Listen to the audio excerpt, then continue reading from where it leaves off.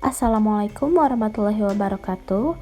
Di pertemuan kali ini, kami akan mempresentasikan materi mengenai pengertian pendidikan yang di dalamnya terdapat batasan pendidikan, unsur-unsur pendidikan dan lingkungan, juga ada karakteristik dan fungsi pendidikan. Sebelumnya, perkenalkan, kami dari kelompok 2, nama saya Haura Hanan Akila dengan NIM 2001571. Saya Muhammad Irfan Nurjaman dengan nomor induk mahasiswa 2000367. Nama saya Muhammad Taufik Rahman dengan NIM 2005098. Nama saya Narisa Aulia Putri Nurjaman dengan NIM 2006996. Yang pertama, pengertian pendidikan secara luas. Pendidikan adalah segala pengalaman belajar yang berlangsung dalam segala lingkungan dan sepanjang hidup. Segala situasi hidup yang mempelajari pertumbuhan individu, suatu proses pertumbuhan dan perkembangan sebagai hasil interaksi individu dengan lingkungan sosial dan lingkungan fisik, berlangsung sepanjang hayat sejak manusia lahir. Pengertian menurut para ahli, yang pertama dari Ki Hajar Dewantara. Beliau mengatakan bahwa pendidikan adalah daya upaya untuk memajukan budi pekerti, pikiran, serta jasmani anak agar dapat memajukan kesempurnaan hidup, yaitu hidup dan menghidupkan anak yang selaras dengan alam dan masyarakatnya. Yang kedua dari John Dewey. Beliau mengatakan bahwa pendidikan adalah proses pembentukan kecakapan-kecakapan fundamental secara intelektual dan emosional ke arah alam dan sesama manusia. Dan yang terakhir dari Thomson, pendidikan adalah pengaruh lingkungan terhadap individu untuk menghasilkan perubahan-perubahan yang tetap dalam kebiasaan perilaku, pikiran, dan sifat. Batas-batas pendidikan. Batas-batas pendidikan dapat diartikan sebagai ketidakmampuan atau ketidakberdayaan pendidikan dalam melakukan tugas-tugas pendidikan. Batas-batas yang mempengaruhi pendidikan tersebut adalah: yang pertama, batas-batas pendidikan pada pendidik. Sebagai manusia biasa, pendidik memiliki banyak keterbatasan. Namun yang menjadi permasalahan ialah apakah keterbatasan itu dapat ditolerir ataupun tidak. Keterbatasan yang tidak dapat ditolerir ialah apabila keterbatasan itu menyebabkan tidak dapat terwujudnya interaksi antara pendidik dengan peserta didik. Misalnya, pendidik yang sangat ditakuti oleh para peserta didiknya, sehingga para peserta didik enggan untuk berhadapan dengannya.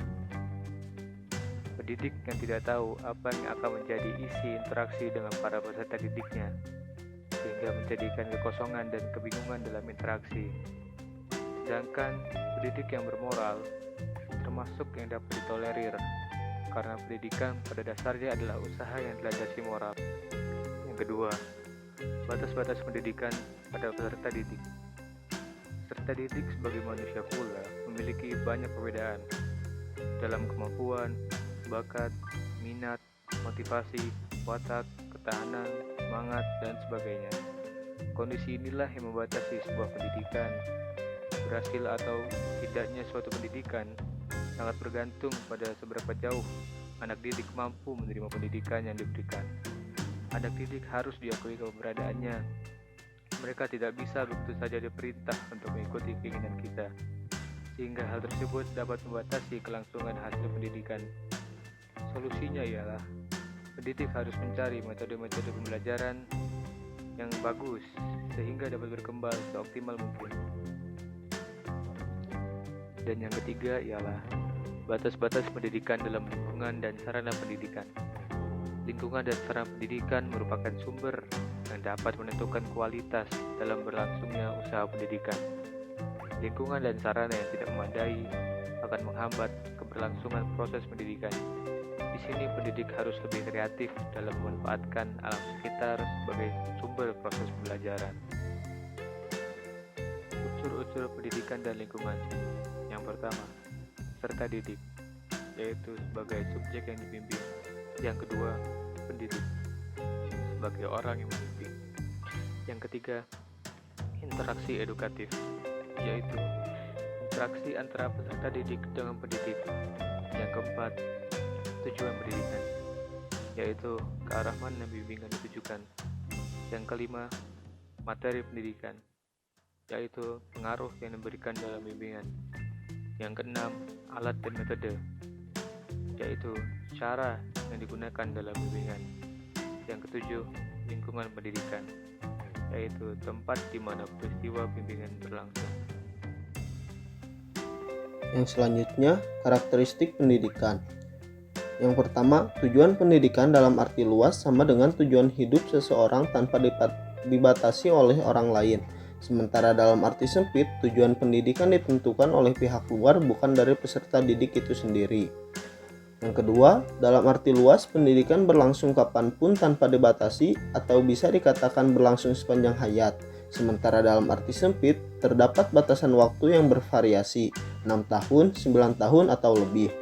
Yang ketiga, dalam arti luas, pendidikan bisa berlangsung dalam bentuk kegiatan apa saja, baik disengaja maupun tidak disengaja. Sementara dalam arti sempit, pendidikan berlangsung dalam kegiatan yang terstruktur dan direncanakan lebih dulu. Karakteristik pendidikan yang nomor 4 yaitu, dalam arti luas, pendidikan bisa berlangsung bagi siapa saja. Sementara dalam arti sempit, pendidikan bisa berlangsung bagi mereka yang berstatus peserta didik. Yang kelima, dalam arti luas, pendidikan bisa berlangsung di mana saja tanpa ditentukan tempatnya. Sementara pendidikan dalam arti sempit dilakukan di lingkungan sekolah atau lingkungan khusus yang diciptakan secara sengaja untuk pendidikan yang dalam hal ini merupakan program pendidikan sekolah. Yang nomor 6, dalam arti luas, pendidikan bisa bersumber dari apa saja. Sementara dalam arti sempit, pendidikan mengadakan proses pembelajaran sesuai dengan aturan yang telah ditetapkan. Yang selanjutnya, fungsi pendidikan. Fungsi pendidikan menurut pasal 3 Undang-Undang Nomor 20 Tahun 2003 tentang Sistem Pendidikan Nasional. Pendidikan nasional berfungsi mengembangkan kemampuan dan membentuk watak serta peradaban bangsa yang bermartabat dalam rangka mencerdaskan bangsa. Fungsi pendidikan sangat berkaitan dengan pengertiannya karena apabila bertentangan akan menjadi salah artian dalam menuntut ilmu. Secara umum, fungsi dari pendidikan yaitu yang membentuk diri baik dari kemampuan, keahlian, etika, dan akhlak yang menjadi lebih baik. Kemudian menjadi sarana untuk membekali diri untuk menghadapi dunia bermasyarakat. Hal itu karena yang dibutuhkan oleh dunia masyarakat bukan hanya sekedar ilmu pengetahuan yang luas, akan tetapi adanya etika dan juga adab.